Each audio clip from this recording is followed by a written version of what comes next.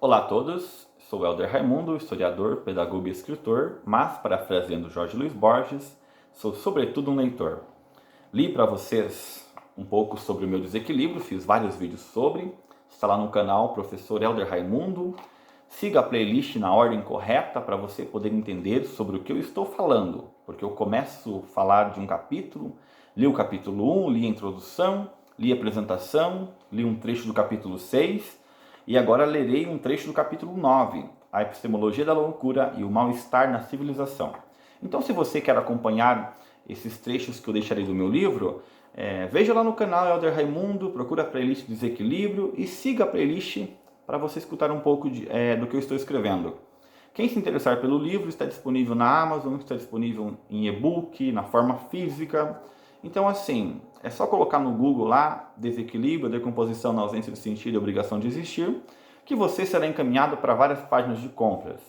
E se comprar, leia, se ler, avalie, se avaliar, indique para um colega, e assim sucessivamente. Bom, vou ler com vocês então um trecho do capítulo 9, de quando em quando oferecerei algumas análises para vocês. Vamos lá, capítulo 9, sem mais delongas, estou na página 92. O complexo do Salpêtrière foi projetado, Freud falando, tá? A minha personagem Freud falando, não é ele de fato, sou eu escrevendo, mas como Freud é minha personagem, é ele que faz toda a fala que eu lerei com vocês. O complexo do Salpêtrière foi projetado pelo arquiteto Louis Levaux, 1612-1670, um dos criadores do classicismo francês, que projetou também o Palácio Vaux-le-Visconde e o Palácio de Versalhes. A construção foi feita no século XVII, tinha como principal propósito deter os pobres, mendigos, marginais e excluídos que pudessem se rebelar contra a miséria em que viviam e atacar a nobreza abastada. Como viria a acontecer na Revolução Francesa de 1789? Durante algum tempo, serviu de prisão para prostitutas, homossexuais, doentes mentais, criminosos, intratáveis, epilépticos e quaisquer outras pessoas que nasciam com alguma deficiência, ao ponto de não poder produzir nada de útil para a coletividade. No período da Revolução Francesa, tido como um dentre tantos símbolos do despotismo monárquico, foi tomado pela multidão, que aplicou as leis no estilo jacobino, libertando prostitutas e prisioneiros inocentes e aniquilando aqueles que eram nocivos para o convívio. Desde então, o hospital passou a servir de abrigo da assistência pública, incrementando passo a passo as suas especialidades. Mas a ala dos loucos ainda guardava os resquícios dos horrores ali vividos, seja por meio da arte retratadas ou das histórias que mesclavam ficção e realidade e nutriam supostos horrores no Salpêtrière. Freud, do folheto Cópia do Navio dos Loucos, de Hermonius Bosch, 1495, que Jerome disse ser santo se alimentando, enquanto pecadores morriam afagados no mar, na verdade tratava-se de uma embarcação à deriva que se deixava ser levada pelas ondas e atracava em qualquer porto. Não havia direção e ninguém se arrogava com a pergunta: eu não sou timoneiro? Ninguém visava controlar nada porque não tinha o controle sobre as próprias vidas. No mar, a mesma água usada para um homem nu se banhar também fornecia bebida, e o peixe, provavelmente sem saber no efeito do sal naquele corpo. Matariam a sede e morreriam de desidratação, com o organismo tentando expelir o excesso de sódio. Ah, dirão, mas eles podem atracar em qualquer lugar e não serão incomodados. É uma ilusão, uma vida errante, porque conforme nos advertiu Platão em A República, o excesso de liberdade também conduz a uma espécie de servidão. Para poder fazer tudo e não escolher nada, a escolha pressupõe o conhecimento de atributos de valor, o que demandaria uma análise racional. No centro da pintura se destacam duas personagens religiosas e que tinham como objetivo comer um pão pendurado por um fio. O mastro do navio era uma árvore com uma ave assada amarrada no caule e a figura da morte, bem escondida entre belas folhas, a parte mais alta. O entorno parecia um nada crescente, tudo composto pela mesma combinação de cores, identificando que para os loucos qualquer caminho é aprazível, já que não existe a ideia de hierarquia. Qual é a diferença entre os loucos e os normais? Qual é a relação do Salpêtrière com a nau dos loucos? Responderão que os loucos não pensam no futuro, que se entregam aos prazeres da carne, que comerão em excesso, que não olharão ao redor, nem para as necessidades do ser humano. Mas então, expliquem-me, por favor, o rei Luís XIV, dito Rei Sol, e sua corte gigantesca de quase 10 mil inúteis, não agia exatamente como aqueles que chamamos de loucos? O rei Luís XV e a Madame, desculpa, o rei Luís XVI e a Madame Deft, Maria Antonieta, não gastavam horrores em ostentação e obscenidades? Enquanto o povo não tinha nem o brioche para comer? Não, antes da psicanálise, a fronteira entre louco e normal não existia claramente.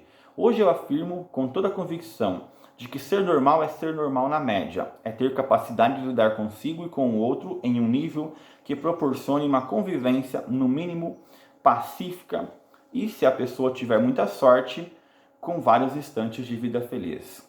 O Salpêtrière não foi fundado para curar ninguém, ele foi a plena manifestação do conteúdo reprimido dos nobres que, não tendo conhecimento para definir quem era normal e quem era louco, escolheram arbitrariamente imputar na pobreza e nas mulheres dois símbolos de escárnio e maldição.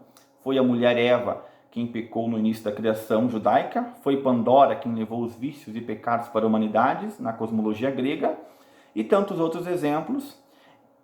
A marca da loucura manifesta. Melhor dizendo, e usando Dostoiévski em Bobok, para explicar o que eram esses locais que abrigavam loucos, eles trancavam todos os imbecis em uma casa especial para se certificarem de que eram pessoas inteligentes. E de fato, ao trancar o outro em uma casa de louco, você ainda não está provando sua própria inteligência. A loucura é uma questão de poder, como tudo que existia naquela sociedade. As pedras irregulares que marcam a entrada central do Salpêtrière, que são organizadas, tinham por objetivo cobrir a lama e impedir que os pés das pessoas ficassem sujos. A analogia é perfeita para a repressão. Chamamos de lama, de sujeira, todos aqueles instintos loucos que deveriam ficar reprimidos, mas que saíam à luz.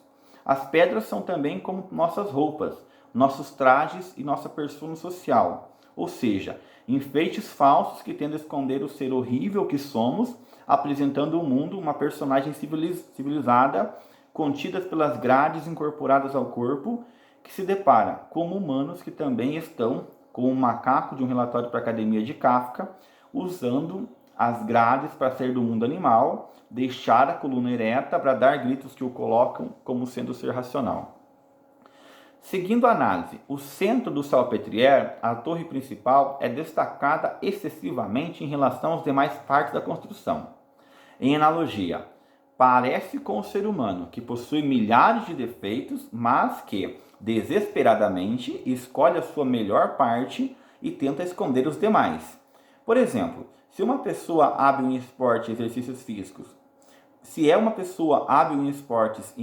físicos, procurará, em cada oportunidade, evidenciar sua potência física e evitará, se for alguém limitado intelectualmente, de participar de qualquer questão que exija um raciocínio abstrato.